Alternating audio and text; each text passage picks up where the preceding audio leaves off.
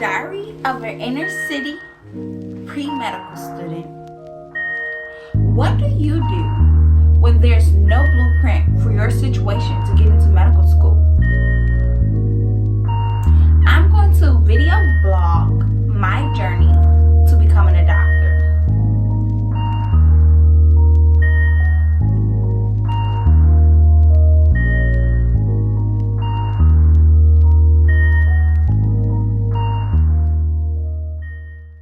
Hi, my name is Joni Wiley, and I'm currently applying to medical school. What makes me want to do a YouTube channel, you might ask? Well, I'm currently in the process of going through a untraditional route to medical school. How did I get here where I'm from? Well, I'm from the city of Chicago, West Side, if you may ask. Despite all the odds that were stacked against me, I still attended some of the top schools in the United States, which is pretty amazing coming from where I come from. Where I come from, walking over dead bodies is normal. Or hearing somebody got shot, normal. Hearing somebody died of gun violence, normal. Am I bragging about that? No. Is that a good thing? No. It's just something that I had to cope with to make my life a little bit easier. Do I care heavily about my community? Yes. Do I want to give back to my community? Yes. I want my community to have the same resources and the same opportunities that I have been given. However, first we have to address the problem, and first we have to provide them with resources before they can see something different than what they currently see. So although I had a very tough upbringing, how am I applying to medical school today? How am I able to create this channel? How am I able to encourage and inspire you? What path did I take? Today, I'm going to go over a brief journey into my life, into my medical journey. So starting at a young age, I was very good at math and science. Top of my math and science classes, sometimes I scored better than people that were in higher grades than me, taking the same courses that I was taking. But I did struggle with reading and writing. Reading and writing didn't come natural to me. Reading and writing wasn't my strong suit. Actually, my little sister taught me how to read, and she's 4 years younger than me. So I was a little behind in reading and writing. I eventually caught up because I was given the opportunity to have wonderful, amazing teachers while I went to the #1 charter school in the nation, which was the model school for the charter system now. I had the honors of going to a school of that sort who cared about me and not just saying, oh, I'm good at math and science, but making sure that I was a well-rounded student and making sure that I was also strong in reading and writing.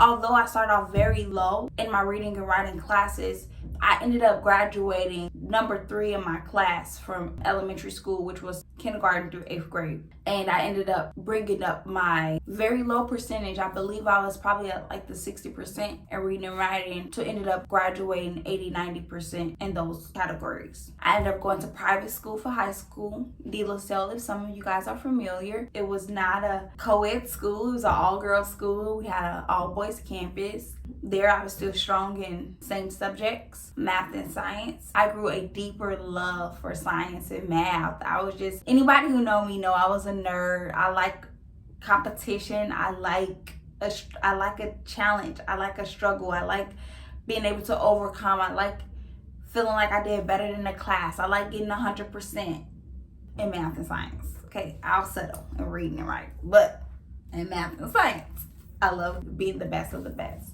How was I granted these opportunities coming from the community that I was from? I gained scholarships from my elementary school. I gained scholarships from Lincoln Unlimited. If you guys are familiar, I am a Lincoln Unlimited scholar, alumni, class of 2015. And they provided me with the opportunity to go to De La Salle, as well as providing me with mentors to help guide me through private school life, as well as just life in general, where they taught me about financing, budgeting, school, and what would set me apart from my peers, what would set me apart from myself, what would set me apart from my community.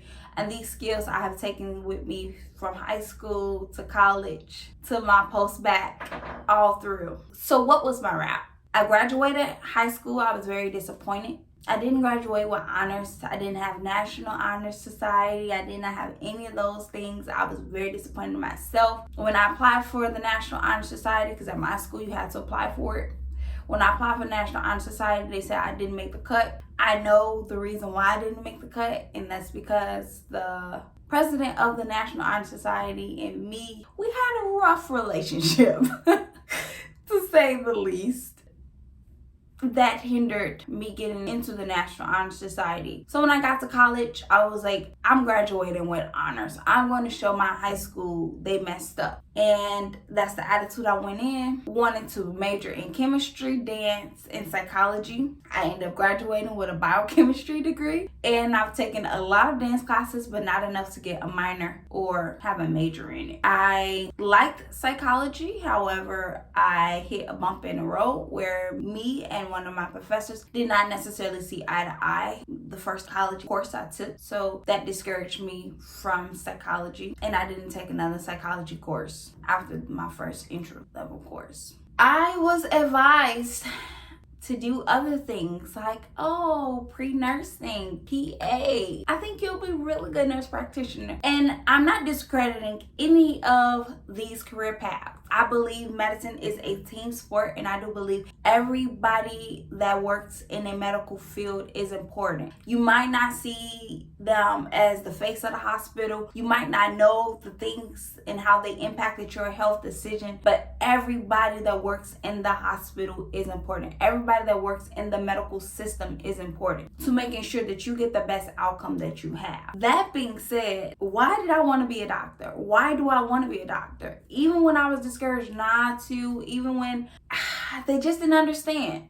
So what my professors didn't understand in college is back home, I had loved ones, friends I grew up with. I mean, close friends. Like, we played in dirt together. We played basketball with the crate on the alley pole, and that was what we did after school. I got out of school later than them. I would go home, finish my homework, rush out before the street lights go out, and then boom, playing basketball, or I'll go to the basketball court, watch my big brothers play. These are my friends. These are people I grew up with. These are people I love dearly. Some of them ended up passing away while I was in college. It got up to 8 or 9 deaths due to gun violence in Chicago. And these deaths was affecting my school. These deaths were affecting my relationships with my friends. I'm not one to necessarily talk about these situations. And so a lot of my peers didn't understand what I was going through. A lot of my professors didn't understand why I wasn't achieving the grades they expected me to achieve, and I wasn't expressing what I needed to express. However, this is a part of my story, and so I wasn't necessarily getting the grades that I needed to. I wasn't studying the way that I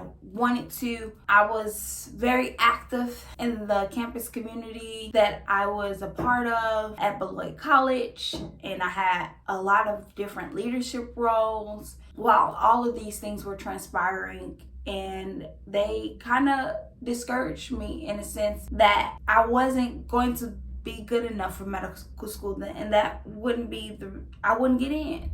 So I started to change my habits. I started to study. I started changing the people that I hang around. I started to spend more time in office hours. I started to go to TA hours. I even got tutoring, guys. And anybody who know me know tutoring was something that was a no for me. I just didn't believe that I needed tutoring. I thought I was too smart for tutoring. I come to find out everybody needs tutoring. Everybody can benefit from having somebody that knows something more than you do. And my grades jumped. My grades improved. Started telling my professors what was going on in my personal life and how that was affecting my class life.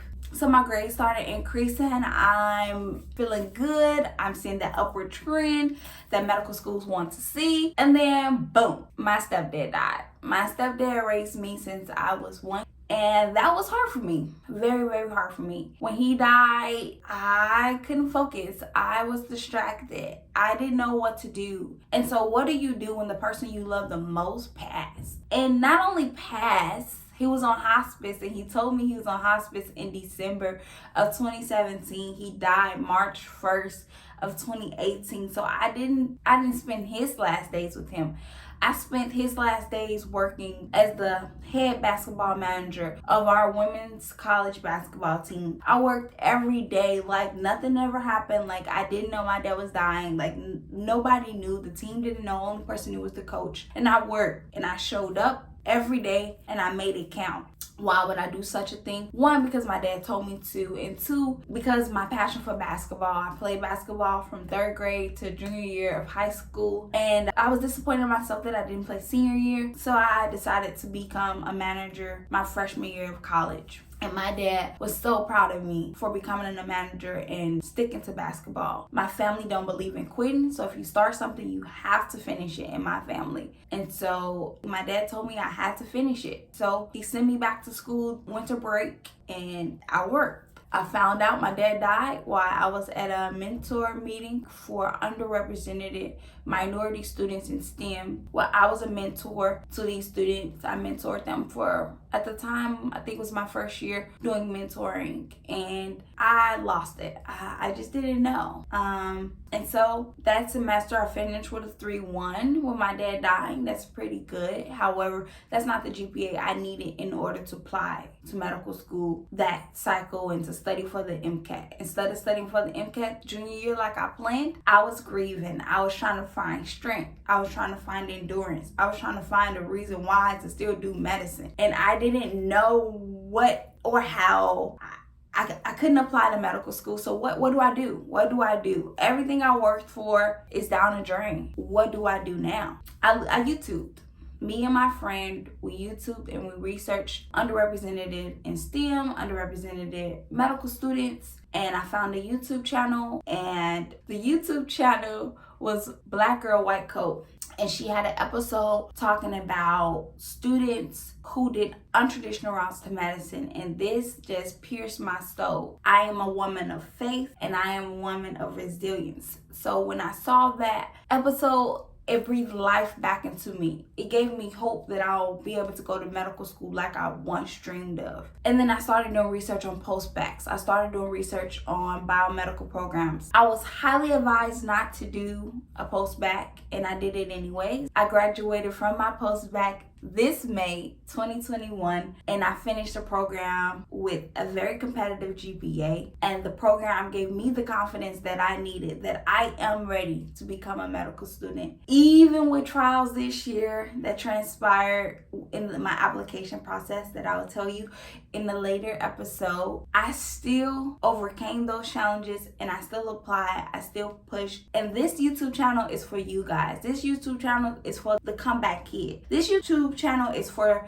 the kid that everybody's doubting, everybody don't understand, everybody's saying she's not smart enough, she's not going to get into medical school, there's no way that she's going to get in, I don't see how you're going to do it. This YouTube channel is for you. Your GPA is too low, you don't work hard enough. All the naysayers are going to say whatever they're going to say, but regardless of what the naysayers say, your path to medical school is going to look different from the next person. There's no one road to medical school. Medical school is not a race, it's a marathon. Everybody go at different paces, different speeds, different times, different ages, and don't get discouraged because the next person got into medical school, the next person is already in their 3rd year of medical school. It's alright. You're still gonna have your time, you're still gonna have your season, and you will be great, and you're going to do amazing. And this YouTube channel is for you. I'm going to give you the tips into how I got into medical school, and I'm going to tell you more about myself and more about my journey to medical school and my journey through the application process and my journey through my post-bac. I'm going to walk you through those things through my YouTube channel, giving you different tips about what I did that worked for me. Thank you guys for subscribing to my YouTube channel.